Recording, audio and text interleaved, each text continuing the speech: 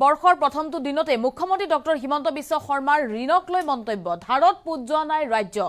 ঋণ লোৱাটো চৰকাৰৰ নিয়ম ঋণ লৈ সকলো ৰাজ্যৰ চৰকাৰে ৰাজ্য চলায় গতিকে ঋণ চৰকাৰে লবই আনফালে ভাৰত চৰকাৰে অসমক ২৭,০০০ কোটি টকাৰ ঋণ লোৱাৰ অনুমোদন দিছে বিৰোধীক তীব্ৰ সমালোচনা কৰি মুখ্যমন্ত্ৰী ডক্টৰ হিমন্ত বিশ্ব শৰ্মাৰ ঋণ সন্দৰ্ভত এক বৃহৎ মন্তব্য এই মুহূৰ্তত সবিশেষ খবৰ লৈ আহিছো ঋণ চৰকাৰে লবই ঋণ লোৱাটো চৰকাৰৰ নিয়ম এই মন্তব্য কৰিছে ৰাজ্যৰ মুখ্যমন্ত্ৰী ডক্টৰ হিমন্ত বিশ্ব শৰ্মাই আৰু আজিৰ দিনটোত যেহেতু কেইবাটাও বৃহৎ ঘোষণা কৰিছে মুখ্যমন্ত্ৰীগৰাকীয়ে ইয়াৰ ভিতৰত ঋণক লৈ বৃহৎ মন্তব্য ঋণ লোৱাটো চৰকাৰৰ নিয়ম বুলি মন্তব্য কৰিছে মুখ্যমন্ত্ৰীগৰাকীয়ে প্ৰতিখন ৰাজ্যৰ চৰকাৰে ঋণ লৈ চলাই ৰাজ্য আৰু এয়া এক নিয়ম ঋণ লৈ ৰাজ্য চলাবই লাগিব ঋণ লোৱাটো চৰকাৰৰ নিয়ম এই বুলি মন্তব্য কৰিছে লগতে আদানী আম্বানীও ঋণৰ ধন বিনিয়োগ কৰি চলাই ব্যৱসায় আয় চাইহে ঋণ দিয়ে বেংকে অসমৰ আয় বৃদ্ধি হৈছে যাৰ বাবে পূৰ্বতকৈ অধিক ঋণ প্ৰদান কৰিছে ঋণ লাভ কৰিছে অসমে কেন্দ্ৰীয় চৰকাৰে অসমক ২৭,০০০ কোটি টকাৰ ঋণ লোৱাৰ অনুমতি দিছে আৰু এই মুহূৰ্তত মুখ্যমন্ত্ৰী ডক্টৰ হিমন্ত বিশ্ব শৰ্মাৰ মন্তব্য আহি পৰিছে মন্তব্য শুনক ২০২৫ চনৰ প্ৰথমটো দিনতেই কি কৈছে ঋণক লৈ মুখ্যমন্ত্ৰীগৰাকীয়ে মন্তব্য আগবঢ়াইছো ভাৰত চৰকাৰৰ নিয়ম আমাৰ চৰকাৰৰ ভাৰত চৰকাৰৰ নিজৰ বাজেটখনো যদি আপোনালোকে চাই ভাৰত চৰকাৰেও ঋণ লয় আৰু যিকেইটা বিৰোধী পক্ষই সমালোচনা কৰিছে তেওঁলোকৰ য'ত চৰকাৰ চলি আছে তেওঁলোকো ঋণ লয় loan is a source of financing আৰু ৰিলায়েন্সেও যদি এটা উদ্যোগ কৰিছে তাত নিজৰ টকা নলগায় তাত বেংকৰ পৰাই টকা ল'ব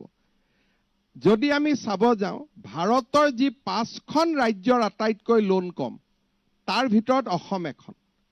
অসমৰ লোনৰ পৰিমাণ হ'ল এই বছৰত ভাৰত চৰকাৰে মোক অনুমতি দিছে ২৭,০০০ কোটি টকা ঋণ লোৱাৰ কাৰণে ই কেনেকৈ নিৰ্ণয় কৰে জিডিপি 32% কিন্তু আমি এই বছৰ লোন ল'ম মাত্ৰ ১৭,০০০ কোটি টকা এই বছৰ মোৰ আপোনালোকে কেতিয়াবা চিঠিখনো ল'ব পাৰিব গভৰ্ণমেণ্ট অফ ইণ্ডিয়া অসমৰ চলিড বিত্তীয় ব্যৱস্থাৰ ওপৰত বিশ্লেষণ কৰি এই বছৰ কৈছে যে অসমে ২৭,০০০ কোটি টকা ঋণ ল'ব পাৰে কিন্তু আমি লৈছো মাত্ৰ ১৭,০০০ কোটি টকা আৰু এই সময়ছোৱাতে কৰ্ণাটক মহাৰাষ্ট্ৰ তেওঁলোক আমাতকৈ জিডিপিত বেছি লোন লৈ আছে ইন টাৰ্মছ অফ পাৰ্চেণ্টেজ গতিকে অসমক লৈ ভাৰত চৰকাৰ সন্তুষ্ট যে আমি আটাইতকৈ কম লোন লৈছো কাৰণ আমাৰ নিজৰ সংসাধন আহিছে কিন্তু মই ভাবো যে আমি বেছিকৈ লোন ল'ব লাগে যাতে আমাৰ জিডিপিটো বাঢ়িব পাৰে আমাৰ যিমানে আমি ইউনিভাৰ্চিটি কৰিম যিমানে আমি উদ্যোগ আনিম তিমানে অসমৰ উদ্যোগৰ গতিটো আমাৰ এমপ্লয়মেণ্ট বাঢ়িব যদি আজি আমি লোন লৈ ইয়াত এখন পটন মেচিন এটা আনিব পাৰো সাপোজ ৪০০ কোটি টকা লাগে কেন্সাৰ কেয়াৰত যদি আমি এটা পটন মেচিন এটা লোন লৈ আনিব পাৰো তেতিয়ালে গোটেই পূৰ্ব ভাৰতৰ পেচেণ্টখিনি অসমলৈ আহিব will be the destination for medical tourism গতিকে যিসকলে কয় যে লোন লৈছে তেওঁলোকে প্ৰথম উত্তৰটো দিয়ক যে তেওঁলোকৰ য'ত চৰকাৰ চলি আছে তাত লোন লয় নে নলয় কিন্তু আপোনালোকে যদি ৰিজাৰ্ভ বেংক ইভেন যিকোনো কম্পিউটাৰ কৰি চাই এছেছ কৰে অসমৰ লোন জিডিপিৰ 24% হুৱেৰেজ আমাৰ এডমিছিবল আছে জিডিপিৰ 32% গতিকে উই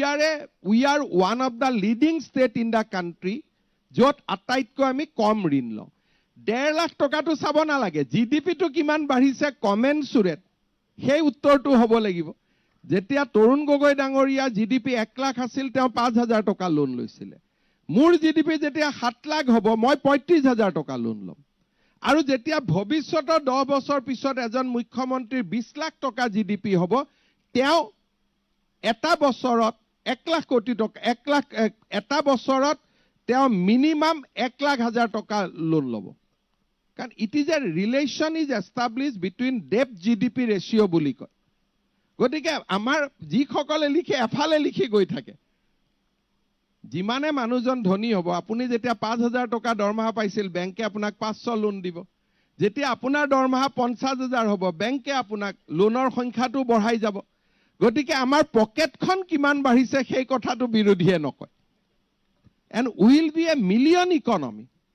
বাই 2028 10 লাখ কোটি টকা অসমৰ ডমেষ্টিক উৎপাদন হ'ব। তেতিয়ালে মই তাৰ কিমান লোন ল'ব পাৰিম? 32%। তাৰমানে অসমৰ টোটেল লোন 3,20,000 কোটি টকালৈকে যাব পাৰিব। So percentage is maintained, not the quantum. পৰিশোধ কৰিব, কাৰণ আপুনি যেতিয়া আপোনাৰ জেপলৈকে যেতিয়া ইনকাম আহিছে আপুনি পৰিশোধো কৰিব। এই বছৰটোত মই তৰুণ গগৈ চৰকাৰে লোৱা গোটেই লোন মাৰি দিলো। 2014 চনলৈকে তেখেতৰ চৰকাৰৰ দিনত লোৱা পাই পইচা মই ঘূৰাই দিলো। তা বিৰোধীয়েতো মোক সেইটো কোৱা নাই যে তৰুণ গগৈ চৰকাৰ লোৱা লোনো হিমন্ত বিশ্ব শৰ্মাই ঘূৰাই দিলে। অসমক আমি ডেট ফ্ৰী কৰি দিলো আপ টু 2014। যিমান চৰকাৰে লোন লৈছিল 2014 লৈকে গোটেইবোৰ লোন আমি উভতাই দিলো আমাৰ এই কাৰ্যকালটোত।